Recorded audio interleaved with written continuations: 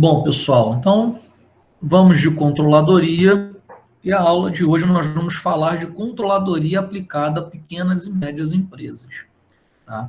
Em determinados momentos eu vou falar sobre, trazendo os autores, né, trazendo o Sebrae, informações do Sebrae atualizada, né, sobre o que são pequenas empresas, médias empresas, empresas de grande porte e outras, né? Vou falar um pouco sobre legislação, né, um aspecto de evolução histórica para a gente entender como está no Brasil, um aspecto de legislação, né, qual é a norma, que regulamento que a gente vai tratar hoje. Eu vou trazer para vocês, né, um estudo de caso que foi aplicado no Ceará bem interessante, então a gente consegue ver a atuação da controladoria, né, na prática. E é isso. Depois a gente vai fazer a conclusão do estudo, né, como a conclusão se comportou, qual foi a análise, né, então dá um panorama bem interessante quando a gente fala de controladoria aplicada, né, e nesse caso aplicada a pequenas e médias empresas. Ok? Por quê? A gente se preocupa muito, né, em falar. Posso sim, Beatriz. Viu o seu chat aqui? Posso sim. Tá? Só me lembra. Tá? Aí, ao final a gente interage. Então, quando a gente fala de controladoria, né, quando a gente fala do profissional de administração, do técnico de administração, o graduado em administração, ou o engenheiro de produção, né, quando a gente fala de controladoria aplicada, a gente acaba focando sempre em grandes corporações, automaticamente, né?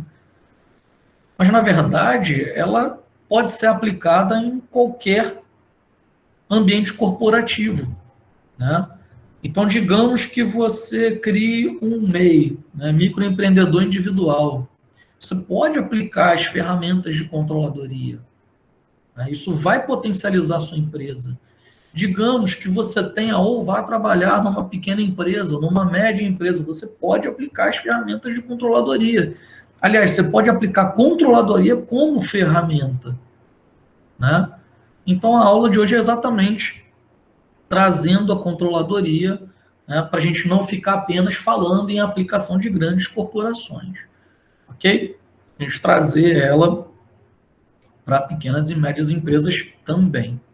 Então, a aula de hoje vai ser uma aula, embora seja uma aula muito teórica, né, mas nós vamos trazer informações bem técnicas, né, e vamos trazer um estudo que foi uma aplicação, ok?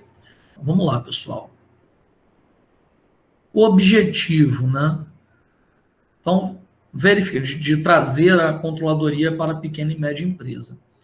Então, o objetivo é verificar o nível de aplicabilidade da controladoria pelas empresas de pequeno porte, que é um segmento importante dos pequenos negócios.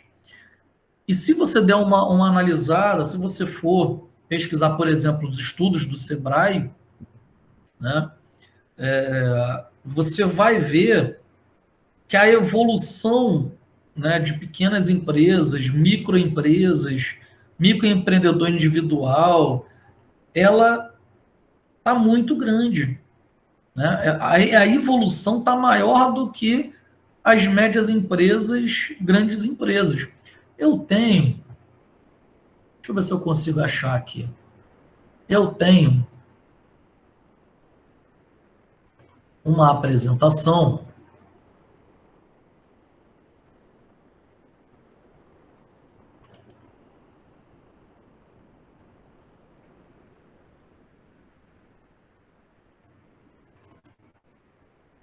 Deixa eu ver se eu consigo pegar aqui um gráfico.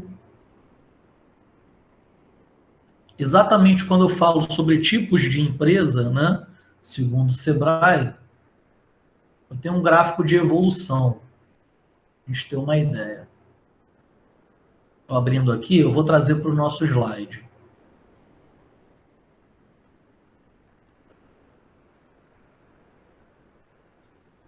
Só um momento.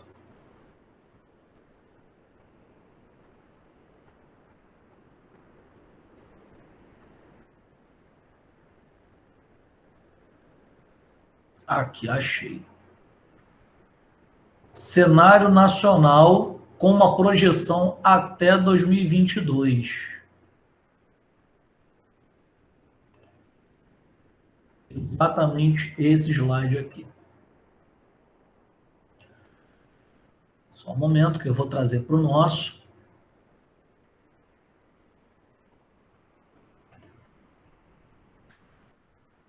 É bom até para a gente entender por que eu estou trazendo esse tema para a gente.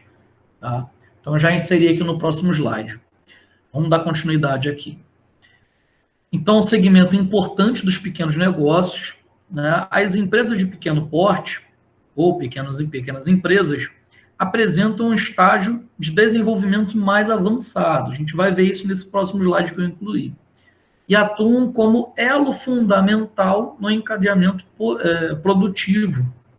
Podem ser compradores de produtos e serviços de microempresas, tá? E também fornecedores para médias e grandes empresas. Então, segundo o Lima, em sua publicação de 2015, a atuação da controladoria, né? Deixa eu voltar aqui na tela de edição. A atuação da controladoria é de suma importância. É a partir do controle eficiente que as empresas conseguem alcançar seus principais objetivos. Tá? Então, eu destaquei para vocês para chamar a atenção mesmo. Tá? Então, a controladoria se torna de suma importância porque é a partir do controle eficiente que as empresas conseguem alcançar seus principais objetivos. Opa, espera aí que eu coloquei aquele slide e ele não apareceu. Deixa eu ver se ele entrou como oculto.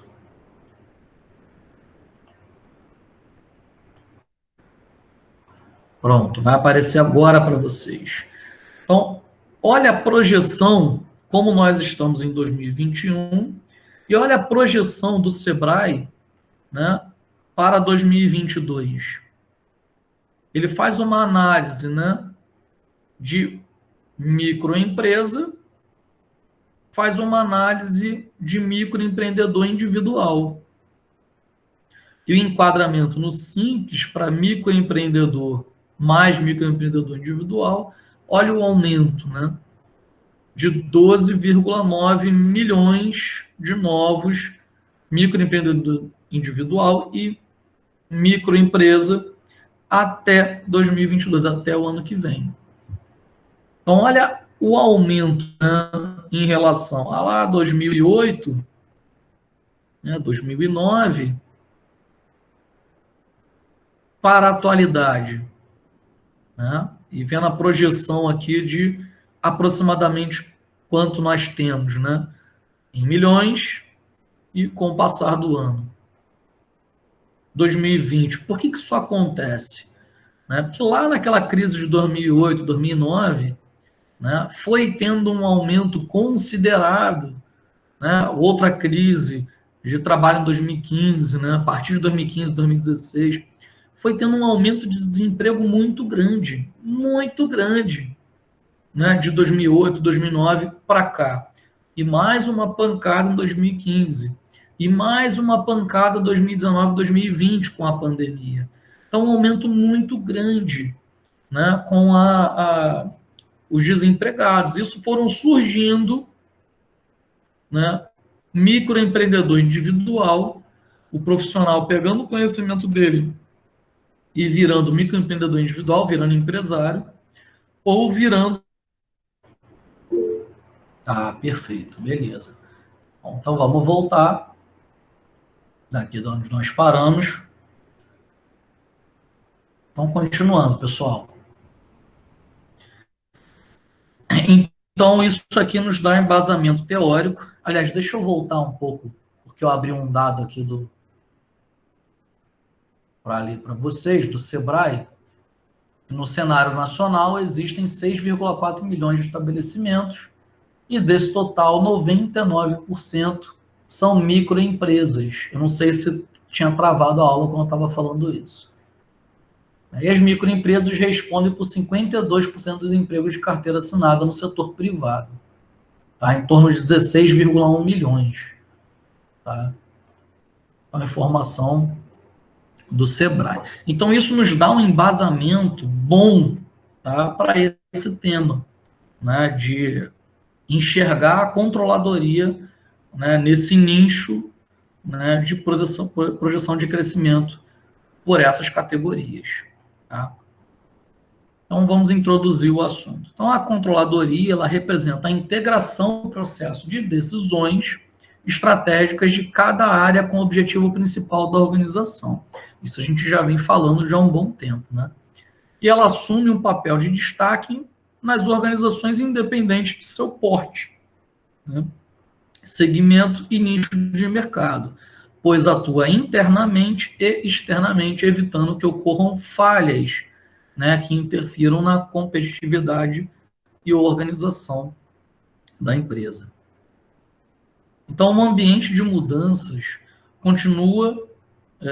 de mudanças contínuas, exige que a empresa, né, que as empresas sejam reorganizadas com grande frequência.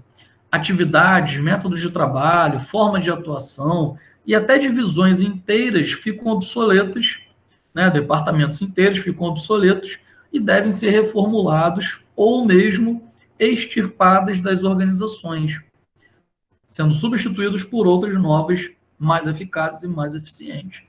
Contudo, a busca por novas oportunidades, né, toda empresa deve estar aberta para o futuro, sempre visualizando, buscando melhorias.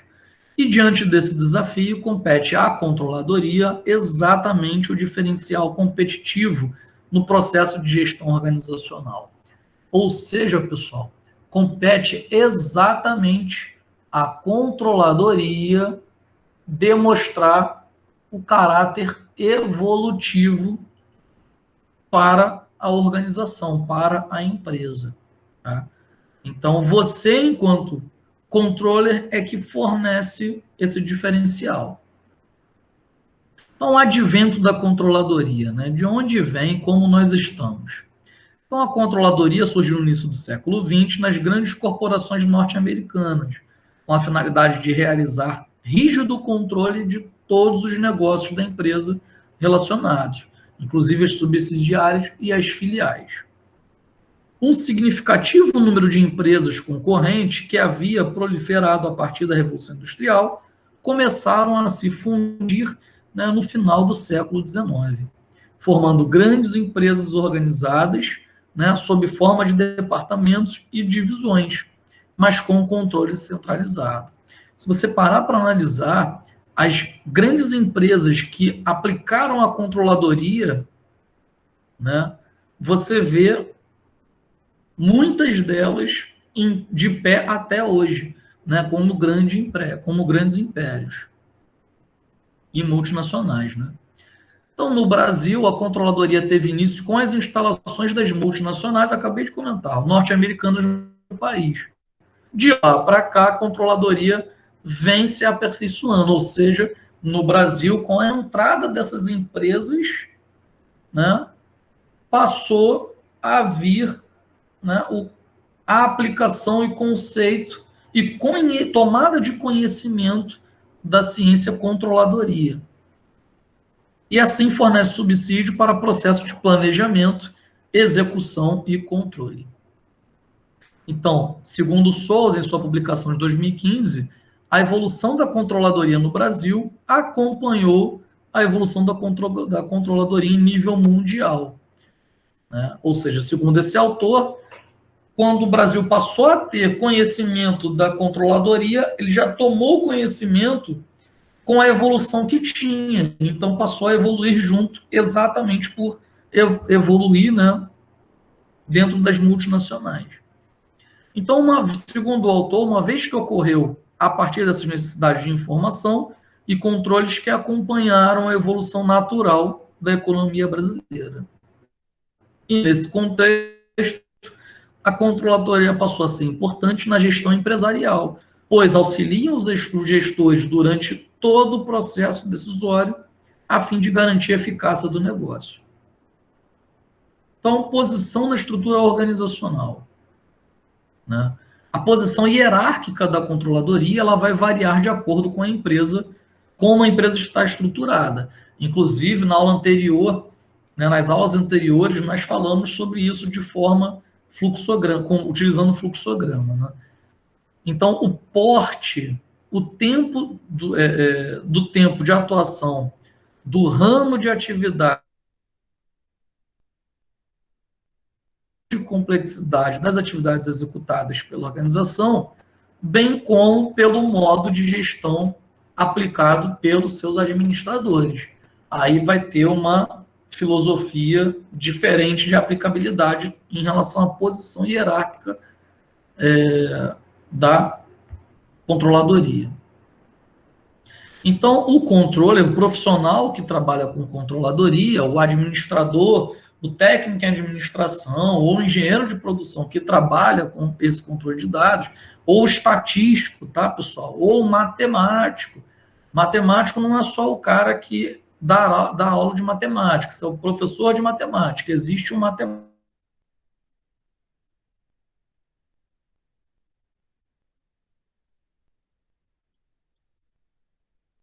Organização e deve possuir conhecimentos inerentes à gestão. Por isso que o técnico de administração, por isso que o administrador, por isso que o engenheiro de produção é importante, né, para essa área. Para que consiga entender e participar, não entenda apenas de números, entenda da parte de gestão. Para entender e participar do processo de controle e planejamento da organização, além de possuir conhecimento de contabilidade, custos e despesas, tributos e tecnologia de informação, né? E a parte básica de informática. Então, no Brasil, né, e também nas empresas de pequeno porte, né, o profissional de controladoria, o controller, atua normalmente como subordinado da diretoria financeira, prestando consultoria, assessoramento, né, e recomendações ao diretor financeiro. A outra modalidade seria como um órgão em linha da alta administração. Chegamos a mostrar isso como fluxograma, né? Então, o controle, nesse caso, se encontra na mesma linha que os diretores, né, financeiros e outros tipos de diretores e possui autoridade de comando. Então, não fornece apenas para a diretoria financeira. Ele está na mesma linha, ele fornece para a diretoria geral, né, os dados que ele colhe da diretoria financeira e de todas as outras diretorias. Outras organizações não colocam na mesma linha nem abaixo, colocam como uma condição paralela, né, como se fosse uma condição extra na hierarquia, prestando esclarecimento à diretoria geral. Então, os autores Mosman e Fish, em sua publicação de 2009,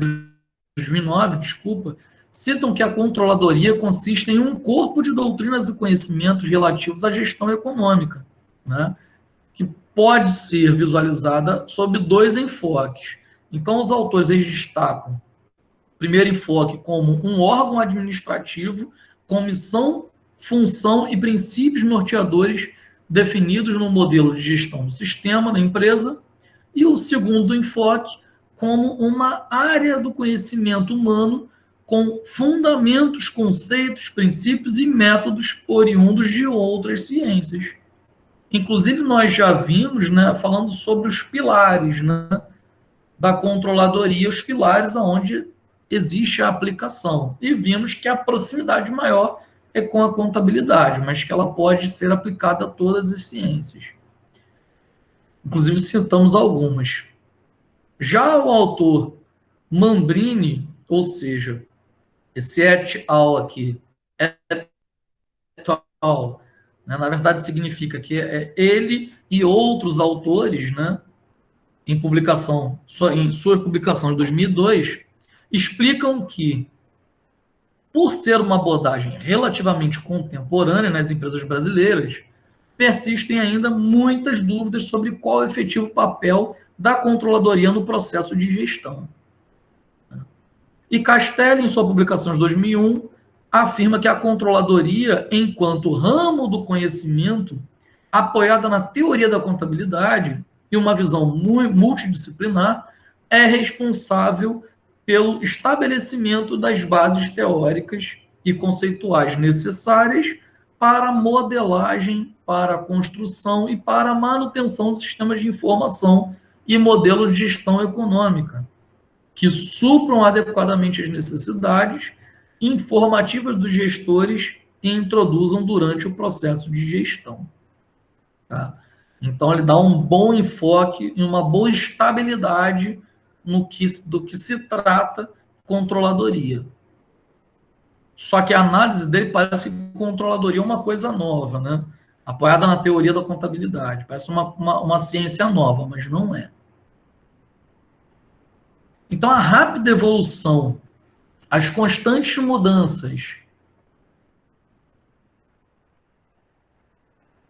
Ah, ok, obrigado, Maria, pelo recado. De repente ela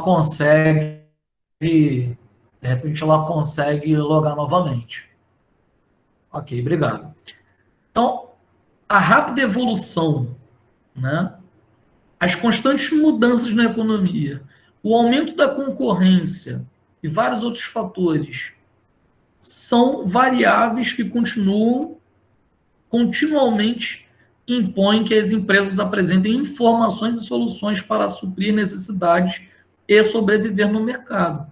Daí a necessidade de normalização, né, da criação de normas ou adequação de normas por conta disso. Então, os aspectos apresentados nesse contexto, né, apresentamos o reconhecimento e mensuração das demonstrações contábeis, também para pequenas e médias empresas, né, e devem apresentar apropriadamente a posição confiável dos efeitos das transações, né, dos eventos e condições de acordo com as definições legais dispostas com base nessa norma aqui, né, a NBC-TG 1000, que é uma aplicação da contabilidade para pequenas e médias empresas. Então, é a ferramenta que a controladoria tem quando aplicada em pequenas e médias empresas. Isso inclui micro e empreendedor individual também.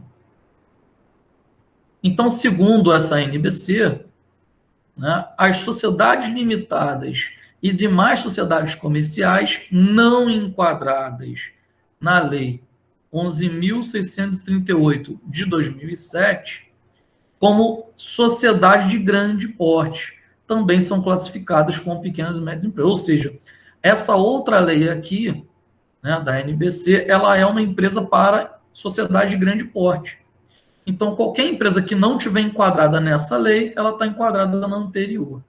Ok? Então, o conceito, né, tomado pela norma NBC-TG 1000, deixa eu destacar ela aqui para a gente, e depois, pessoal, toda edição vai para vocês, tá?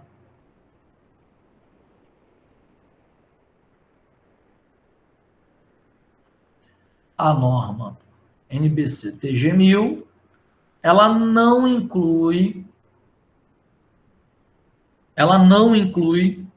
aí eu botei os itens aqui, ó, as companhias abertas reguladas pela Comissão de Valores Mobiliários, tá? Chamamos CVM, não inclui as sociedades de grande porte definido pela lei acima, que nós destacamos, ela não inclui as sociedades reguladas pelo Banco Central do Brasil, pela Superintendência de Seguros Privados, né?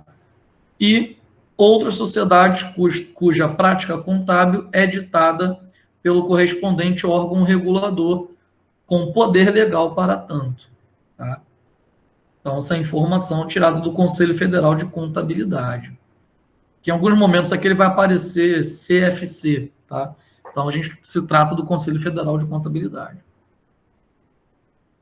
Então, no Brasil, né, as sociedades por ações fechadas, ou seja, sem negociação de suas ações ou outros instrumentos patrimoniais ou de dívida no mercado, né, e que não possuam ativos em condições fiduciárias perante um amplo grupo de terceiros, mesmo que obrigadas à publicação de suas demonstrações contábeis, não tidas para fim deste pronunciamento, com pequenas e médias empresas, desde que não enquadradas pela lei que apresenta, né, ponderações como sociedade de grande porte.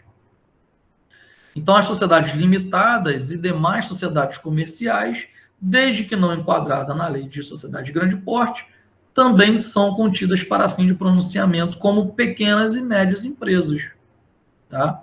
De acordo com o Comitê de Pronunciamento Contábil, impulsou a publicação a partir de 2008. Então, pequenos negócios, tá? Ou pequenas empresas.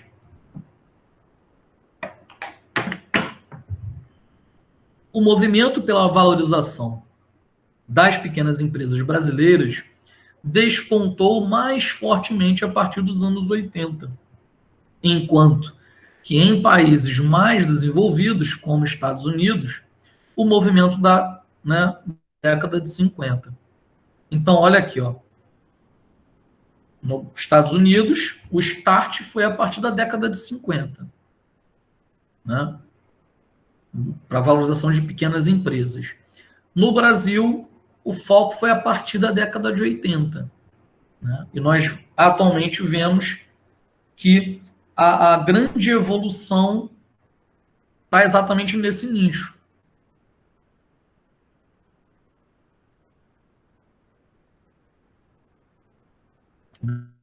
Desde a crise de 2008, 2009, né? E desde a crise de 2015. A empresa ocorreu primeiramente nos Estados Unidos em torno de 1948, né? Por essa empresa aqui, né? Uma espécie de estatuto de pequena empresa, né? Lá nos Estados Unidos, Select Service Act. E para os autores de Gonçalves, né, e Kropotkin, em sua publicação de 1995, as pequenas empresas são definidas como aquelas que, não ocupando uma posição de domínio ou monopólio de mercado, são dirigidas por seus próprios donos, que assumem um risco do negócio. Vou montar uma primeira empresa, vou assumir um risco do negócio. Então, a Lei Geral das Microempresas e Empresas de Pequeno Porte foi instituída, né, em 14 de dezembro de 2006 como Lei Complementar Federal 123/2006, ou seja, a partir de 2006, para regulamentar o disposto na Constituição brasileira, que prevê o tratamento diferenciado e favorecido à microempresa e à empresa de pequeno porte, né? Por isso que o microempresário, ele é enquadrado, por exemplo, no Simples Nacional. Por isso que o microempresário, ele tem determinadas facilidades que os grandes empresários já não têm, porque eles já estão mais estabelecidos no mercado. Então, já atravessou 4 rodadas de alteração, né? As leis complementares de 2007, 2008, 2009, 2011, né? E 2014. Tá? Então, aqui, na verdade, ó, 5, né? Deixa eu corrigir isso aqui. Atravessou 5 rodadas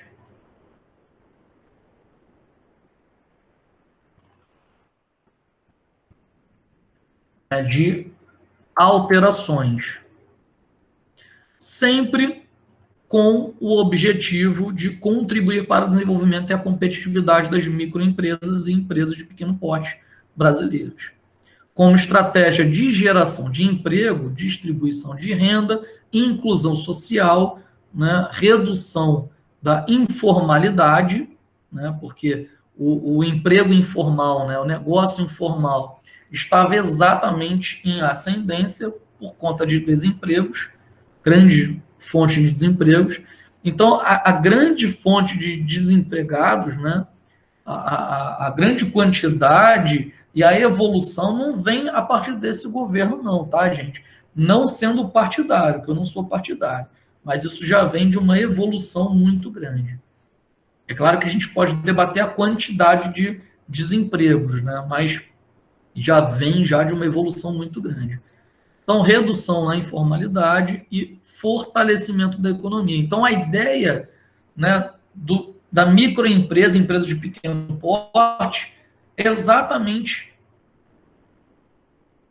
reduzir a informalidade, né, e fortalecimento da economia. Então, essa informação ela é trazida, né, do Sebrae em sua publicação de 2017, que foi a publicação mais atual em relação a esse assunto.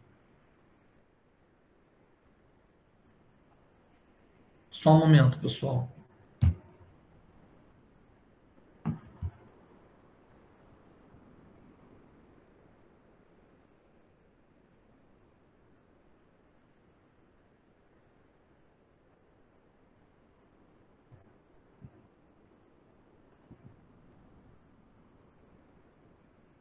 Só um momento.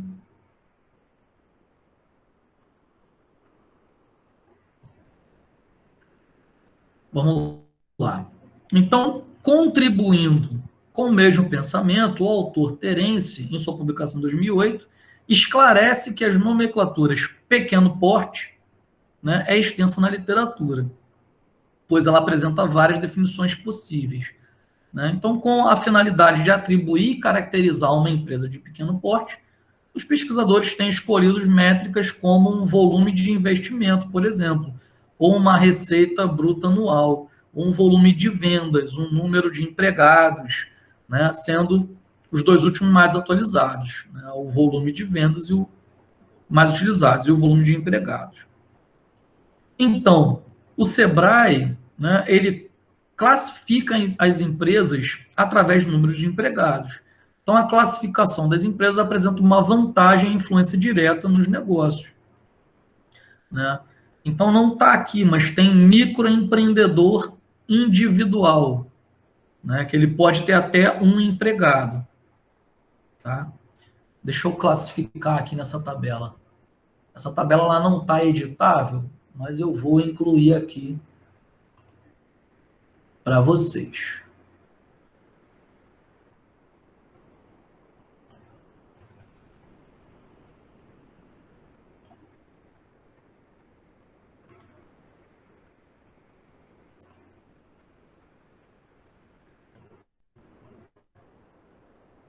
Só um momento.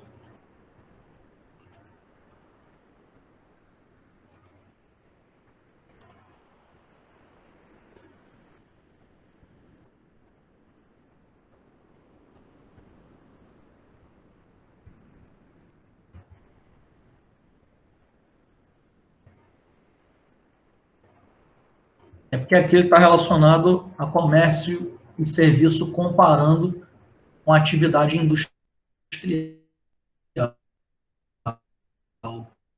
Mas eu vou incluir aqui, que é um segmento muito evolutivo. Né? Então, microempreendedor individual, a sigla conhecida como MEI,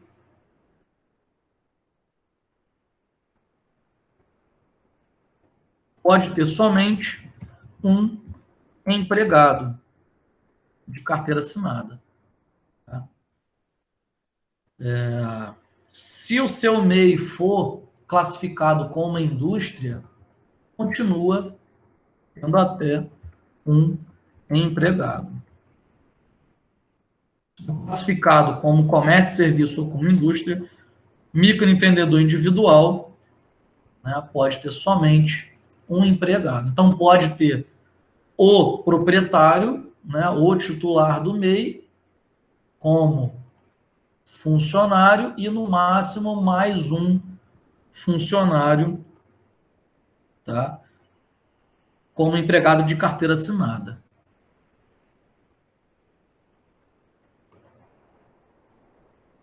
Isso o próprio Sebrae afirma para a gente. Tá? Deixa eu tirar a tela de edição. Ok. Já como microempresa, até 9 empregados. E se for comércio ou serviço. Se for uma indústria, até 19 empregados. Empresa de pequeno porte, né, EPP, comércio e serviço de 10 a 49 empregados, né, e se for uma atividade de indústria, pode ter de 20 até 99 empregados. Ou seja, se for uma empresa de pequeno porte, mas se for indústria e tiver 19 empregados, é considerado microempresa e não empresa de pequeno porte. Tá? Isso também relaciona a tributos, tá, gente? Então, como as empresas de pequeno porte para baixo têm que ser melhor consideradas, têm que ser mais facilitadas, então, quanto menor for a categoria da empresa, menor são os tributos. Tá? Empresa de médio porte, comércio ou serviços, de 50 a 99 empregados. Se for indústria, né, de 100 a 499 empregados. E considerado como grandes empresas, se for comércio e serviço, de 100 ou mais empregados. Se for indústria, maior do que 500 empregados. 500 ou mais, né? Inclui 500 ou mais empregados. Ok? Definição de porte e tamanho, né? Para o Sebrae, eles podem ser divididos em 4 segmentos por faixa de faturamento. Tá? Então, aqui, classificação das empresas. Agora, o seu tamanho, o seu porte, está relacionado a 4 segmentos por faixa de faturamento, com exceção do pequeno produtor rural, né? Que tal segmento segue os critérios de outra lei, que é a Lei Complementar 123 de 2006, também chamada de Lei Geral de Micro e Pequena Empresa. Então, resumidamente, os pequenos negócios são divididos da seguinte forma: microempreendedor individual, com faturamento até de 81 mil anual, microempresa com faturamento anual até 360 mil, empresa de pequeno porte com faturamento anual entre 360 mil e 4,8 milhões, né? Pequeno produtor rural, né, PPR, propriedade com 4 módulos fiscais ou faturamento anual, né, de até 4,8 milhões, e a seguir apresentar as definições detalhadas desse público, né, e estudos de pesquisa relacionados a eles. Então, falando sobre pequenas e médias empresas. Segundo o autor Scher, sua publicação em 1991, para se conceituar pequenas e médias empresas, algumas variáveis são tradicionalmente utilizadas, tais como mão de obra empregada, capital registrado de faturamento e quantidade produzida. Deixa eu acertar essa edição aqui. E quantidade produzida.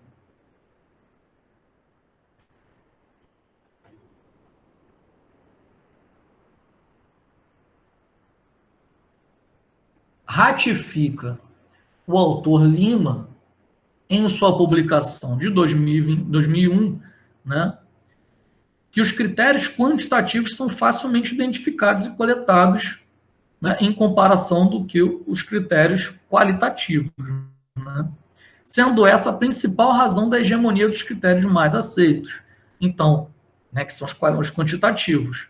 Então, o valor do ativo imobiliário, número de empregados, faturamento ou volume de vendas, cálculo do valor adicionado, valor ou estrutura do capital social, número de dirigentes, né, consumo de energia, número de centros de lucro, né, apontando como critérios quantitativos. E muitas das características, segundo o autor Lanfin, sua publicação Santa e Lanfin, né, sua publicação de 2012, muitas são as características para definir o porte da empresa.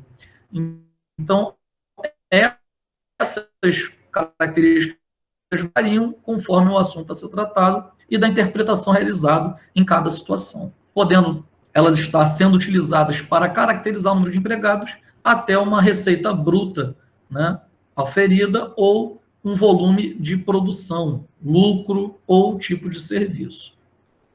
Já para o autor né, Leite, sua publicação de 2012 também, os pequenos negócios desempenham um papel significativo na economia e esse papel pode ser sintetizado da forma pelo seu número motor da economia real, pela sua dimensão, né? São flexíveis e adaptáveis à mudança. Uma empresa de grande porte é mais difícil adaptar à mudança, né? Pela sua natureza, pela sua essência da iniciativa empresarial, né? A fonte do empreendedorismo, né? Como o foco, né, do pequeno e médio empresa, como a fonte do empreendedorismo, né? Porque os grandes negócios já estão estabilizados. Pode até falar em intraempreendedorismo, né? Então, pela diversidade, cobrem praticamente todos os setores da economia, pela sua heterogeneidade, cultura e tipos diferentes de empresas, né? Cada caso, um caso, e não existe seguramente dois casos iguais. Pela sua capacidade de inovação, são mais ágeis nas respostas às necessidades do mercado do que as grandes corporações, né? Então, por exemplo, um microempreendedor individual. Você vê uma grande corporação, tinta Souvenir. Aí você vê dezenas, centenas de microempreendedores individuais, profissionais especializados em pinturas, né?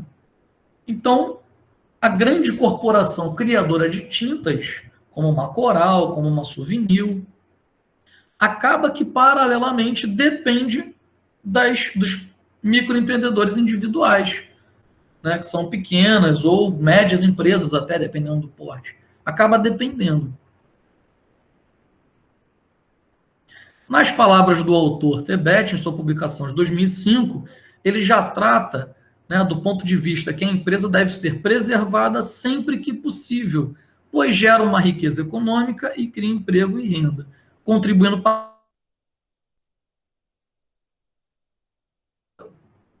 regional, né, e até do país. Além disso, a extinção da empresa provoca uma perda de agregado econômico representado pelo chamado intangível, como o caso do nome da empresa, o ponto comercial, a reputação, né, as marcas, clientela, rede de fornecedores, né, know-how, treinamento, perspectiva de lucro futuro, entre outros. Então, a quebra de uma pequena empresa, a quebra de uma média empresa, ela cria, né, uma quebra muito grande. Não só o nome dela, não só o ponto que ela está ali atendendo, né, mas a reputação dela, a marca dela, a clientela dela. Né? Você já tem um grupo X de clientes que procuram o seu serviço. Então, segundo esse autor, embora uma publicação de 2005, mas está muito atual com o que está acontecendo. Né? Por exemplo, a pandemia está quebrando um monte de empresas. Um monte de empresas. Só que quebrou a empresa, fala, mas aí isso é problema do patrão. Não, gente. Né? Lembra que nós somos funcionários, nós somos empregados? Então, se quebra a empresa, você perde o seu trabalho. Se quebram várias empresas no seu ramo de trabalho, reduz as possibilidades de você conseguir novos empregos. Então, as poucas empresas no seu ramo que vão se mantendo com essa pandemia, você tem o profissional que está empregado e você tem um monte de profissionais que está desempregado tentando aquela vaga. Inclusive, se você está empregado, a quantidade de profissionais com a sua habilidade ou melhor do que você tentando a sua vaga é muito grande, tá? Então, a gente tem que tomar um cuidado muito grande, sim. Então, esse autor, embora seja de 2005, acaba estando muito atual com o que está acontecendo no momento. Desde 2015 para cá, né? Que vem aquela crise de 2015, 2016, que até hoje nós não passamos por ela, a única diferença é que incluiu... A ideia era que 2015 era ser muito difícil, 2016, 2017 ia ser o caos e ia voltar a evoluir a partir de 2018. Mas, na verdade, não evoluiu 2019, não evoluiu, ainda entrou a pandemia e daí vieram todas essas dificuldades que a gente está falando. Ou seja, foi uma publicação que está muito atual, né? E Almeida, Paris e Pereira, em sua publicação de 2010, já puxa o foco que a contabilidade, enquanto ciência, tem uma rica base conceitual que, aliada à interação da forma multidisciplinar com os demais ramos de conhecimento, evoluiu de forma natural ao que se identifica com o que nós chamamos de controladoria, com a nossa controladoria. Então, é uma ciência rica, multidisciplinar, né, que está, de uma forma, um caráter muito evolutivo, porque trabalha com vários ramos, incluindo a contabilidade. É uma ferramenta nossa. Então, agora vamos trazer um estudo de caso para a gente aplicar um pouco, né, tudo que a gente está falando, essa evolução, e entender, né, o foco da controladoria em pequenas e médias empresas. Então, vamos trazer um estudo de caso que considerou para o seu estudo a empresas de segmentos de indústria e comércios optantes pelo Simples Nacional, ou seja, enquadrada como empresas de pequeno porte. Tá? Então, os dados são oriundos de empresas cadastradas junto à prefeitura, né, do município de Juazeiro do Norte, no estado do Ceará. E foi uma publicação de Silva, né, e mais autores, em 2018. Tá? Então, é um exemplo bem interessante para a gente fazer essa análise. Então, analisando, ó, tempo de empresa permanente no mercado, de 1 a 3 anos, 4 a 7 anos, 8 a 11 anos, 12 a 15 anos e acima de 15 anos, né? Em um mundo onde as mudanças são constantes e a concorrência é forte, a controladoria tem a missão de otimizar a tomada de decisões, aumentar a transparência, fornecer informações eficazes para aprimorar a gestão do negócio. E segundo os dados do IBGE, né, nessa época, 48,2% das empresas brasileiras encerraram as atividades após 3 anos, né, de abertura. Ainda segundo a pesquisa realizada pelo Sebrae, quase todos os motivos para esse fim, né, precoce se relacionam à falta de planejamento e ao descontrole na gestão. Então, a controladoria, se fosse aplicada, essas empresas teriam maior tempo, né, mais tempo, né, para poder disseminar. Contudo, se houvesse entre os empreendedores brasileiros uma cultura mais disseminada de controladoria, que é o que a gente acabou de falar, esses números certamente seriam menores, né? Menor quantidade de empresas iriam estar encerrando suas atividades. Por isso, a controladoria é um atributo indispensável para a organização, não apenas para grandes corporações, tá? Mas como foco da aula de hoje, para pequenas e médias empresas também. Então, o controle interno, né, foi destacado como objetivo principal. Inclusive, na aula passada, no tópico anterior, nós falamos sobre orçamento, né, e controle interno. A aplicação da controladoria no controle orçamentário e no controle interno. Né? Então, o controle interno tem como objetivo principal controlar e assegurar, por meios eficientes, que a empresa obtenha um desempenho satisfatório, que seja eficaz nos seus processos de organização, para que seja mantida a sua continuidade, né, ter o seu tempo de empresa. E tais controles, né, são implantados a partir de aplicação de normas, métodos, rotinas e manuais. Isso ajuda a criar um mecanismo de trabalho onde os colaboradores podem seguir, né, e assim ajudam a gestão da empresa. Então, olha os tipos de controles internos, né, para auxiliar isso, né, utilizados pela empresa. Auditoria interna, controle de qualidade, controles contábeis da empresa e controles administrativos. Então, olha o foco como o controle administrativo e o controle contábil se torna interessante. Né? Então, a ferramenta da controladoria, ela é chave nesse processo. Só que a controladoria, ela também pode te dar respaldo para controle de qualidade. Poxa, na minha linha de produção, a cada 100 latas de cerveja, eu tenho 3 com defeito. Então, eu tiro da linha de produção. Então, você já traça, né? 3% da minha produção eu tenho um problema muito sério. Então, você já traça um controle de qualidade.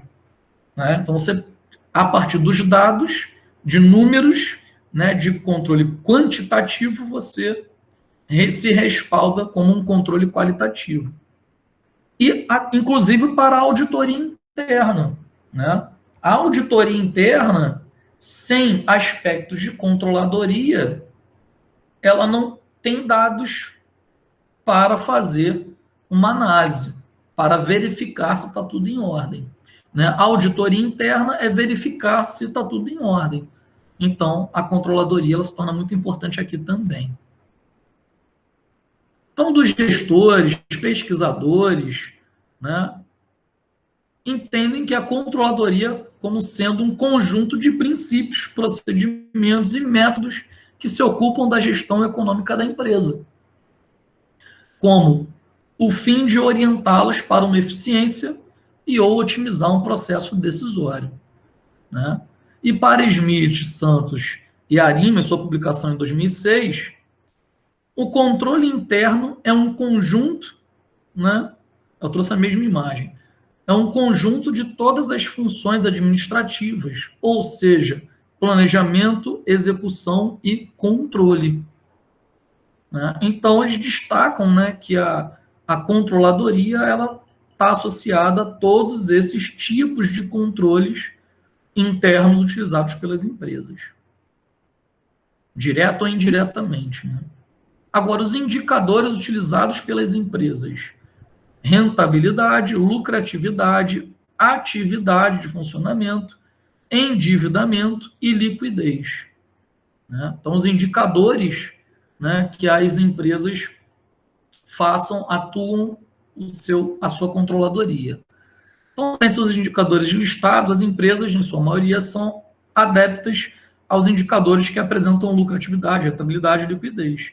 Considerando ainda que algumas empresas entrevistadas pelo estudo não utilizam nenhum indicador de análise. Olha que perigoso. Né? Algumas empresas de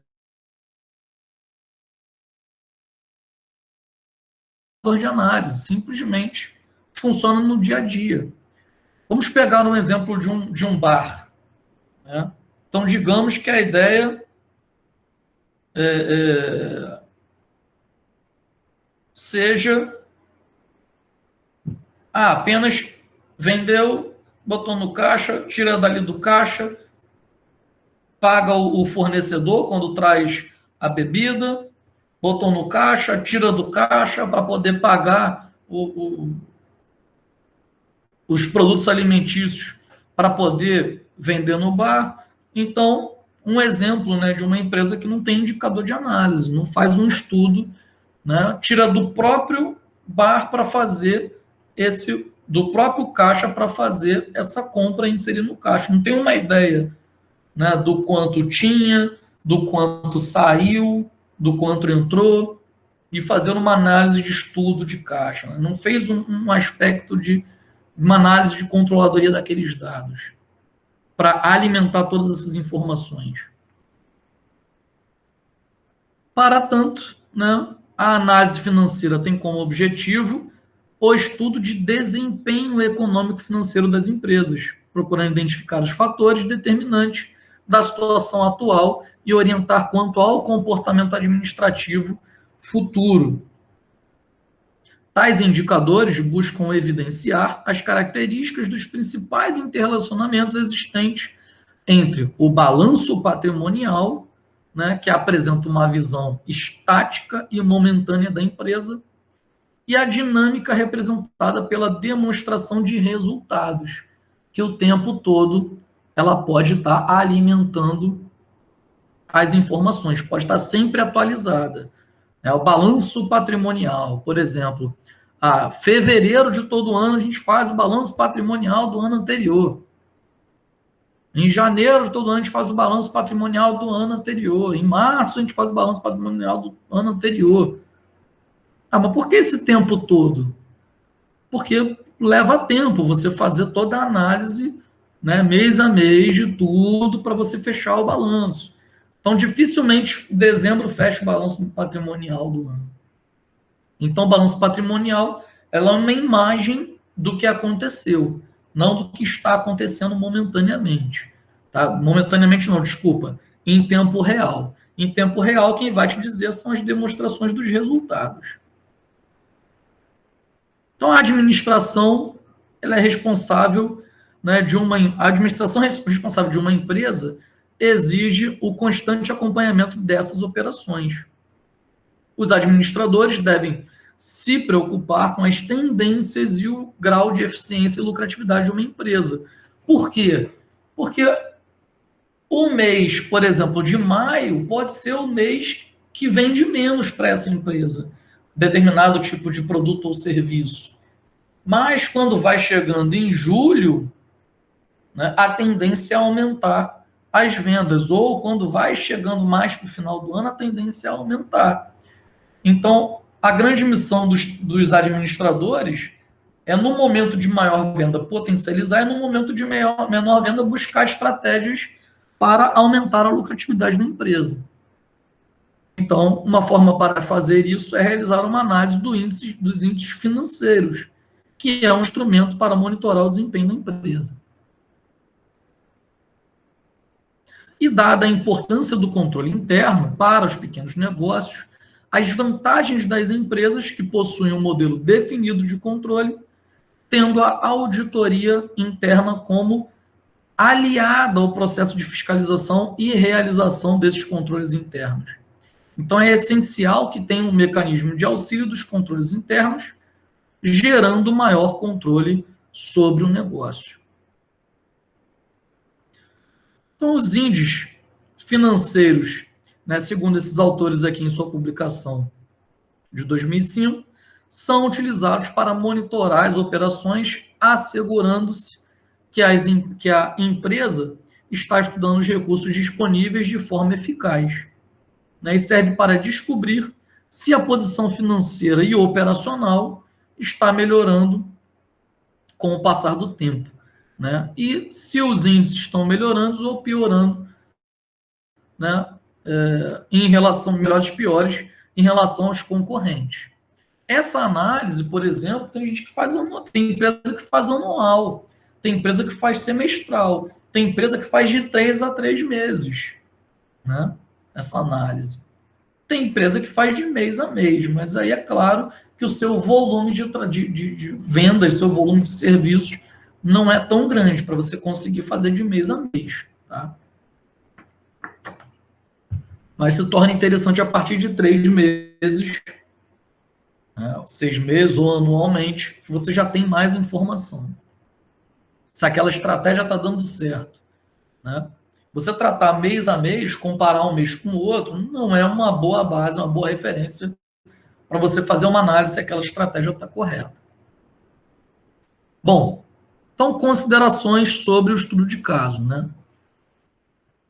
O modelo de gestão, né, o estudo entendeu que é variável, né, como afirmou que tem muitas empresas que não fazem análise nenhuma, dependendo da forma como a empresa está estruturada e de como o administrador enxerga o seu negócio, ou seja, é individual de cada empresário, né, o modelo de gestão.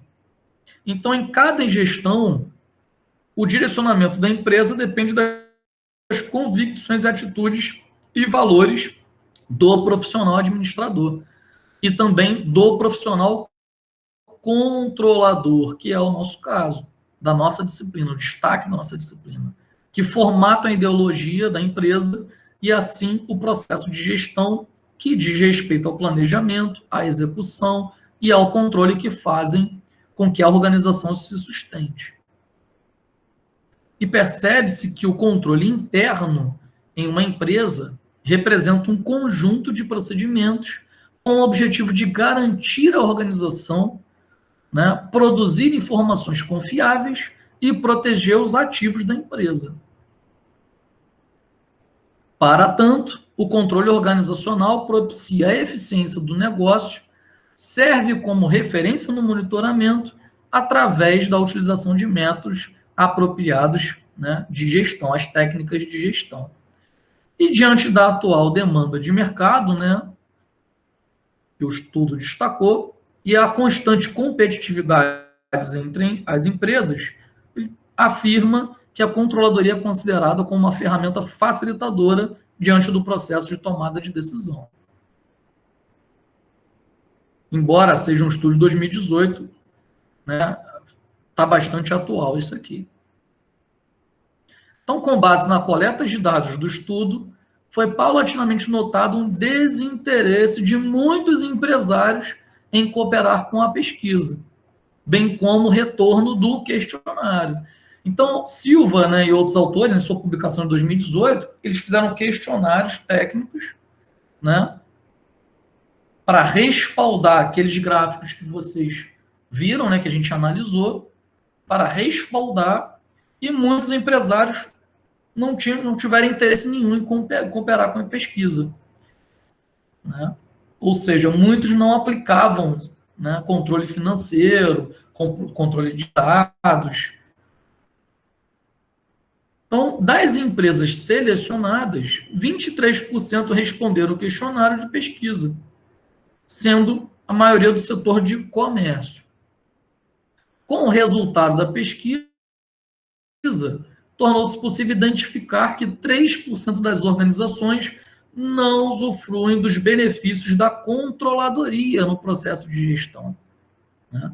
De todas as empresas que eles analisaram, apenas 23% responderam o questionário, né? E delas 3% não usufruem dos benefícios da controladoria.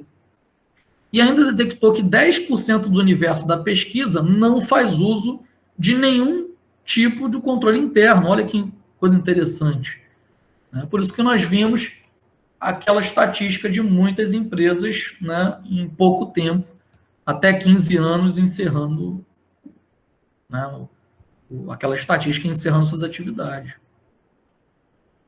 Em relação ao suporte gerencial oferecido pelo contador, né, ou pelo perfil, né, do controller, dimensionou-se que 73% apenas recebiam as guias de pagamento de impostos e 50% relatam que o profissional de contabilidade apenas acompanha o desenvolvimento de suas atividades diárias, né? Não faz um perfil de feedback para as empresas como um controlador. E para os empresários, excesso de leis, impostos e burocracia é o grande empecilho para a gestão de seu negócio. Então, a quantidade de leis, de impostos, de burocracia é o grande empecilho para aplicar uma controladoria para a gestão de seus negócios. Contudo, né, o estudo afirma que a controladoria deve constantemente proporcionar os recursos para que o planejamento e o controle da empresa possam se manter mais eficazes, além de preencher com informações confiáveis e convenientes a todo o processo de gestão, né, para que todas as áreas da organização funcionem de forma mais harmônica, né? E destacando, então acabou aqui o estudo, né, chegou a essa conclusão. E destacando os pontos fortes e fracos de um pequeno empreendimento, né? Os pontos fortes: flexibilidade, obtida por meio de sua estrutura menor, né? Ou seja, você pode mudar a sua localização, ou se seu empreendimento só funciona como loja online, ou se você não tem loja, você vai até o cliente. Então, a flexibilidade é maior. Pouca burocracia e administrativo reduzido, trazendo agilidade em suas decisões, podendo alterar situações que poderiam ser desastrosas para a empresa, né, em prazo muito inferior às grandes corporações. Então, rapidamente, você pode mudar, né, situações. Maior integração entre os pequenos empresários, né, empregados, clientes, fornecedores e comunidade no total, como uma cadeia produtiva, né, o pequeno empreendimento, a relação dele com o cliente, com o fornecedor, acaba sendo muito mais rápida, né, criando um ambiente colaborativo maior que os encontrados nas grandes corporações. Atendimento diferenciado aos clientes devido à sua maior integração, administração de suas necessidades. Já os pontos fracos, ainda existe dificuldade na obtenção de recursos financeiros, créditos, financiamentos, investimentos, né? Por quê? Porque quando a empresa é grande, a possibilidade de crédito é maior, porque a chance de pagar é maior, né, de financiamento e investimento. Então, os investidores têm pouco interesse em empresas de menor porte ao longo do prazo, quando se trata do retorno do investimento que foi feito. Então, a falta de resistência, né, a momentos de instabilidade, de dificuldades da empresa devido ao capital de giro limitado, né? Porque a empresa pequena ela tem um capital de giro menor. Visão de curto prazo da maioria dos empresários, né, de pequenas empresas. Né? O ponto fraco, né, a visão de curto prazo. O pequeno empresário, a visão dele é sempre a longo prazo. Falta de profissionais bem qualificados nas empresas, nas pequenas empresas, né? As grandes empresas acabam adquirindo profissionais mais qualificados. Pequenas empresas, para você pagar os profissionais mais qualificados é mais difícil. Burocracias legais, né? Ineficiência de políticas de segurança, incentivos, benefícios, treinamentos, desenvolvimento dos colaboradores, visando sua motivação e satisfação. Ter de se sujeitar a imposições de preços de grandes fornecedores e ou grandes clientes, limitando-se assim às negociações de valores e de margens, né? Concorrências das grandes corporações. Então, você montar um pequeno negócio disputando com uma grande corporação naquele mesmo segmento acaba, né, sendo um ponto fraco para você. Demonstrações contábeis. Então, de acordo com o documento eletrônico, né, práticas contábeis aplicadas, né, às pequenas e médias empresas, né, às empresas de pequeno porte e as entidades sem fins lucrativos, né, a norma NBC TG 1000, né, o conjunto completo de demonstrações contábeis que a entidade deve apresentar ao final de cada exercício, né? Isso inclui o balanço patrimonial no final do período, isso inclui a demonstração dos resultados, inclui demonstração dos resultados abrangentes do período, né, anual no caso, né, demonstração das mutações do patrimônio líquido, né, demonstrações dos fluxos de caixa do período, notas explicativas, né, compreendendo um resumo das políticas contábeis significativas e outras informações explanatórias e, por último, a demonstração de valor adicionado do período, né, que conforme a norma anterior, né, não é antiga, até é anterior, que é a NBC-TG 09, demonstração de valor adicionado ser exigida legalmente por algum órgão regulador ou mesmo se apresenta voluntariamente, aplicável obrigatoriamente às sociedades anônimas de capital aberto, né? Então, informação do Conselho Regional de Contabilidade, publicado desde 2013. Então, o demonstrativo contábil, né, comparando com as empresas, o que é obrigatório, o que é facultativo. Né?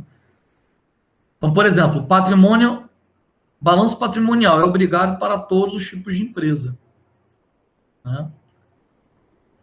Demonstrativo de resultados, obrigatório para todos os tipos de empresas.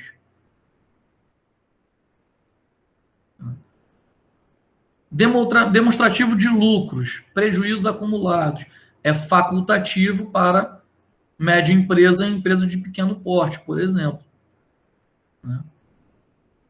Para empresas de médio porte, pode ser substituída, né, por outro documento.